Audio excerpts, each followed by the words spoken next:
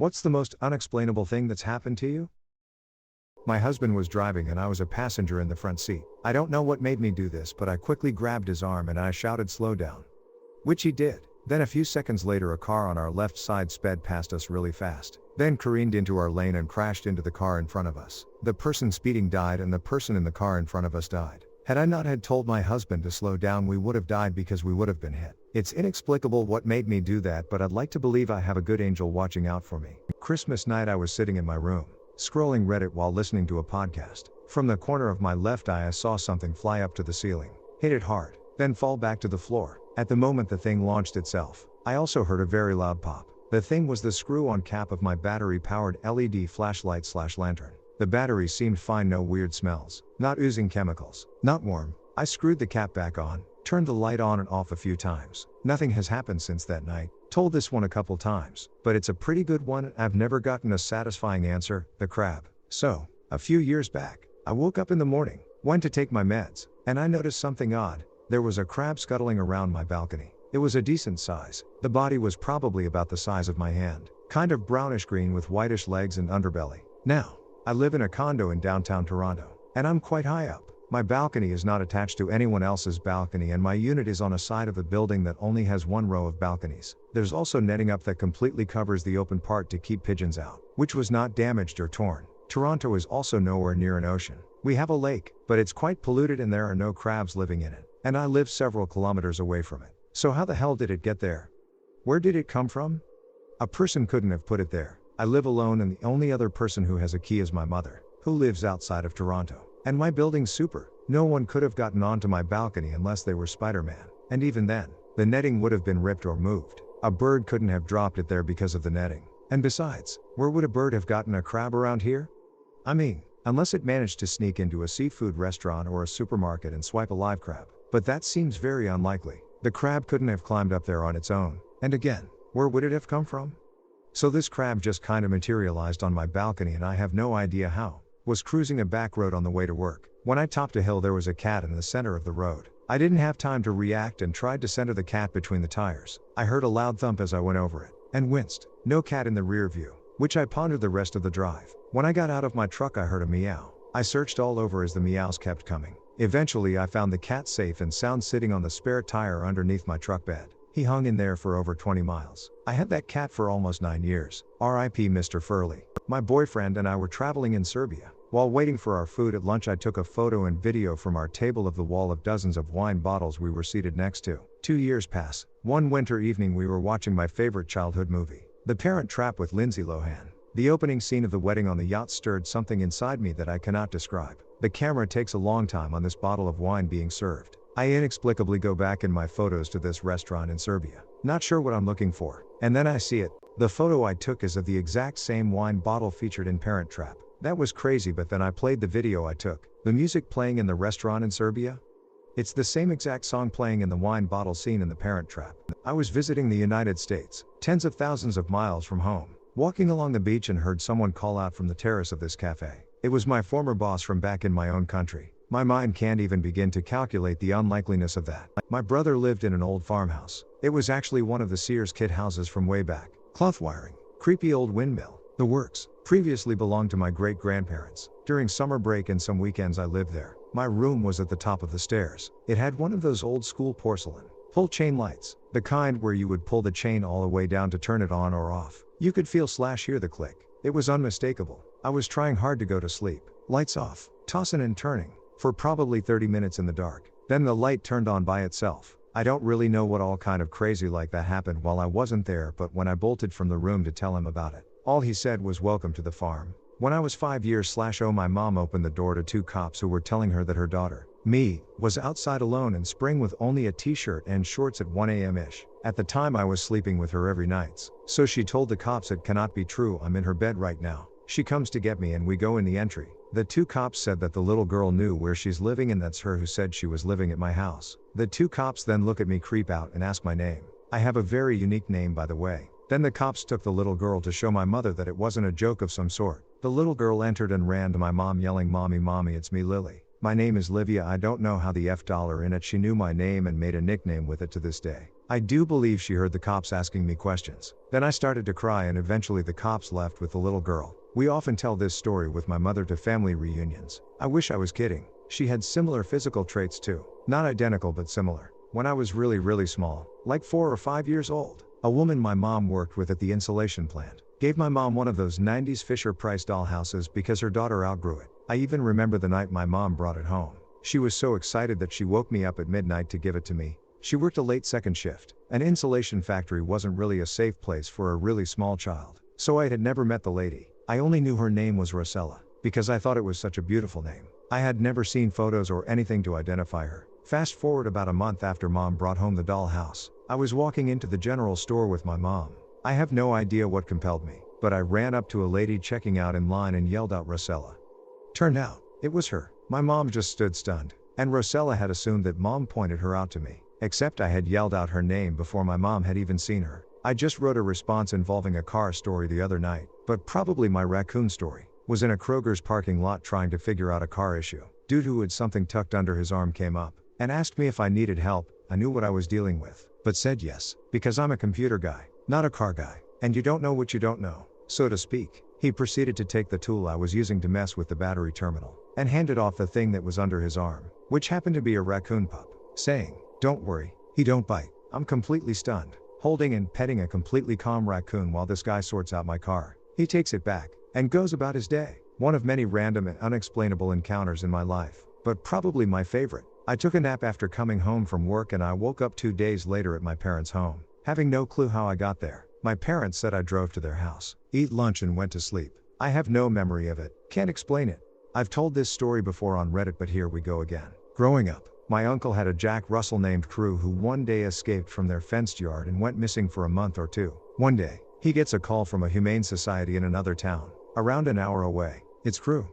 We are all astounded that this small dog survived around 2 months on his own and made it so far in good shape. Except that when I mention the dog and story to my parents and brothers, around 20 years after the fact, they insist there was no such dog. But I remember this dog. I remember this happening and my parents are sure it didn't. Our entire extended family has passed and there's no one left to confirm the existence of this little dog. Posted this before. I was in a drive-thru where I gave my money to the manager who was training someone. He talked her through ringing me up and giving me my change. Then they both turned away for a moment. When they turned back they had no memory of me or my order. My receipt confused them. My order did not exist. They ended up giving me the next order in line, which wasn't mine and caused a huge confusion.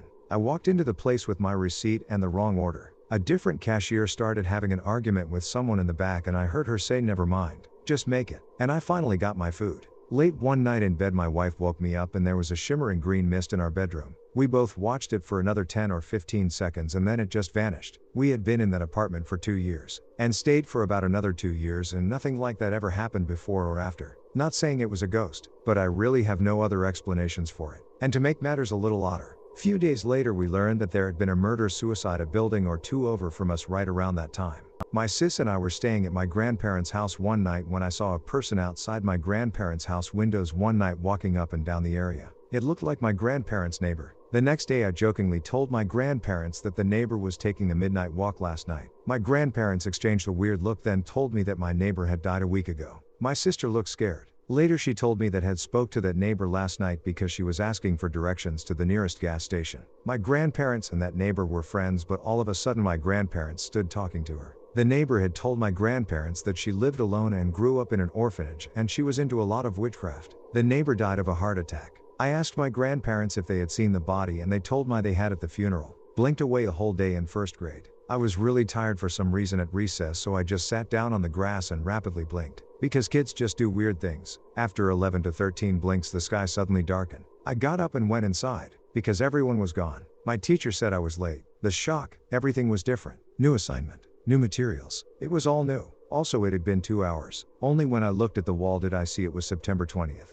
The previous day was September 19th, which was when I sat down. I looked in my backpack and everything was different too. My only explanation is I somehow randomly had short-term amnesia for one day. No other explanation unless I sat still on the grass for 26 hours. When I was maybe 10 or 11, my mom and I lived in an apartment with 2 bedrooms, down the hall from one another. We each slept with our door closed and each had a fan on in our room for white noise. One night my mom woke me up around 2 a.m. and told me we had to go to the hospital right now. I was so confused because I felt fine, but she was just very serious and insistent. We get there and my mom tells them I'm having trouble breathing, which, again, I didn't think I was. Turns out my pulse oximeter reading was like 80, and was quickly fluctuating between high 70s and high 80s. It's not supposed to drop below 90. I remember the nurse took the measurement with like 3 different oximeters and then the doctor showed up really quickly afterwards. That's when I was diagnosed with asthma. It's just so strange to me because my mom just woke up in the middle of the night with a gut feeling that told her you need to take your son to the hospital, and the feeling was so strong that she just didn't even question it.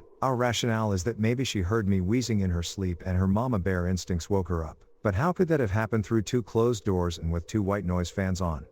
And she says my breathing sounded fine when she woke me up, but she just had a strong feeling that I couldn't breathe.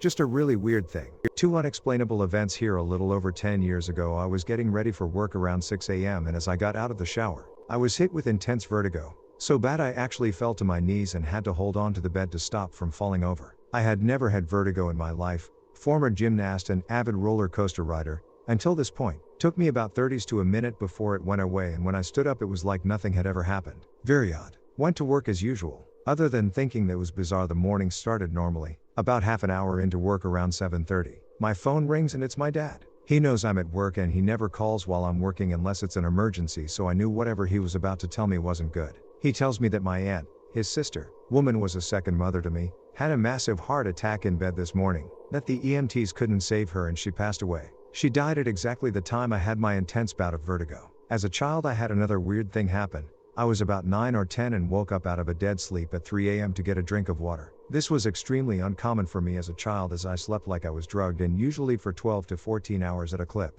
I never woke up in the night, but this night I did. I got a drink, peed, then went back to bed. Before I could fall back asleep, our house phone rang. It was the hospital. My grandfather had a massive heart attack and was in the ER, and we needed to get there because they didn't think he'd make it. He survived and lived another 20 years, but we later learned that he'd been clinically dead for nearly a minute, and the only way they brought him back was a nurse was literally straddling him and punching him in the chest. She bruised and broke multiple ribs, but he survived, needed a triple bypass and to quit the pack-a-day of Reds habit. Again, my grandfather and I were very close. I was his only grandchild until about 2 years after this event, and I saw him daily. And I woke up at the exact time he died in the ER. These experiences are why I have a strong belief that when we go, there's more to it. I swear I felt them shuffling off this mortal coil. I have no other explanation. TLDR, felt 2 family members die. I have very bad luck, but I think the most significant was when a cop thought I was someone they were chasing, on an open street, and I got tasered in the back and was hit with a baton several times in the face and ribs. The cop realized I wasn't the person and just ran off without saying anything.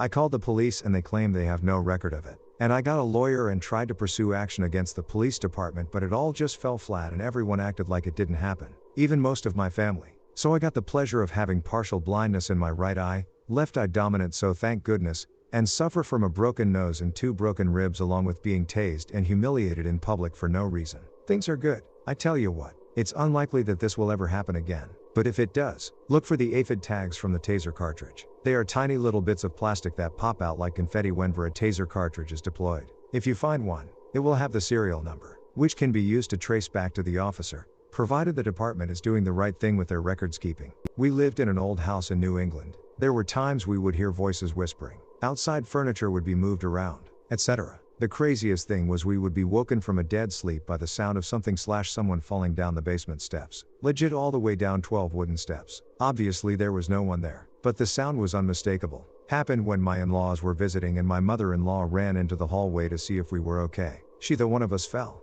I had my cat's bowl sitting on a counter for them to eat. I fed them before I went to bed, and then the next morning the bowl was gone. I assumed maybe my cat had knocked it off of the counter. So I started looking around but couldn't find it. I spent like an hour searching around my entire 1-floor apartment-sized condo trying to find it, but no dice. About a month later I'm sitting on my couch and I hear an banging like something fell over. I go over to the kitchen and the bowl is sitting there on the counter with food still in it. I was flabbergasted. It had obviously fallen from some distance because of the sound it made, but there was nothing above it for it to fall off of. And even if it would have been sitting there the whole time, my cats would have eaten the food in it. Not only that, but even if I would have had some lapse in memory, the old food that I bought previously was in the bowl. A guy appeared on a bridge I was walking across on a foggy night. We got halfway across and met. I'm awkward, so don't make eye contact. He stops and says, "Shall we?" Tilting his head towards the side of the bridge, meaning for us to jump. I said without thinking, "No, it's okay. You can though. I can carry on."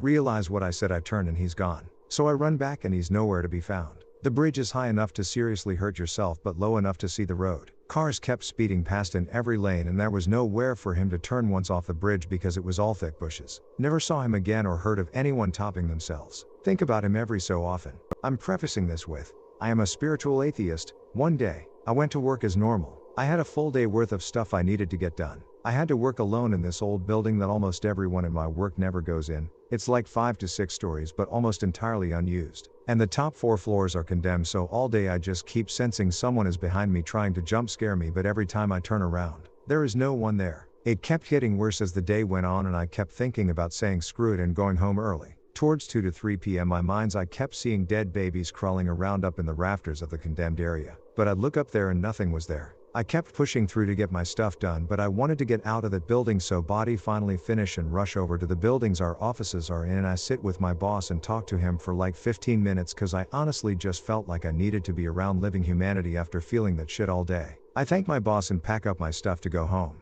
I get to the door to leave work and my phone goes off. It's my fiance's family freaking out about how I need to get home ASAP. I drive like 80 to 20 mile or so drive to find about 6 cop cars, 3 ambulances and 2 fire trucks. My fiance had drowned in our pool swimming with her 2 kids. The kids tried to save her but weren't strong enough. To this day, I'm convinced there are either beings we can't see that enjoy watching our pain, or there was something trying to scare the shit out of me to get me to leave work early and save her life. I wish I had trusted those instincts. Not me, but a friend of mine. He's a Christian, but there was a time in his life when he was doubting his faith. One night he was in the kitchen and fell to his knees, asking for a sign. When he looked up at the lock on the microwave, he saw the time was 16:04 and he couldn't get the name Matthew out of his head. So he picked up his Bible and goes to Matthew 16 verse 4 thinking it would be some profound message or something. Instead it said a wicked and adulterous generation looks for a sign that none will be given, taught something he loves to tell people about. I once had a dream about a college exam where I got the result and met up with the professor later to discuss the grade, and another student was there,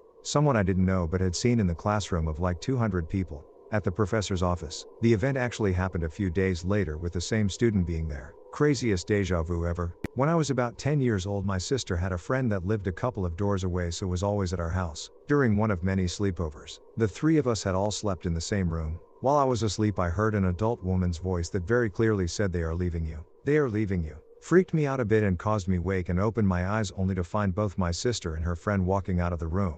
The coincidence and timing of it really freaked me out at the time, and I found it kinda cool but really unsettling. This was way before easy access to internet, so I thought I had powers or was being remotely observed. As I've got older, I have heard the same voice sporadically as I'm drifting off to sleep. Says my name or random things. Googled it and it's fairly common. Known as auditory hallucinations. Had a few time jumps I can't explain. Literally hours passed in seconds. With witnesses who experienced it with me. Ghost shit. Noises. Apparitions. Slamming doors. Weird coincidences. Moving things. But I think ghosts explain it even though others don't agree. But the most unexplainable was probably swimming in my friend's pond as kids. I got sucked under the water and grabbed her hair on the way down. She was so mad. I fought and kicked and still think her hair saved me. My family thinks it was an irrigation pipe sucking me under, but we weren't close enough and I know it. We'd been fully educated on the dangers of that section of that pond and steered very clear of it, and it was marked, and in a group of 6 I was the only one sucked down and I was released from whatever was pulling me. I wouldn't be able to release myself from a drainage pipe. It would have kept sucking, not stopped. Whatever had me stopped. It stopped pulling me down. But there was a fight first and I had chunks of my friend's hair in my hands to prove it.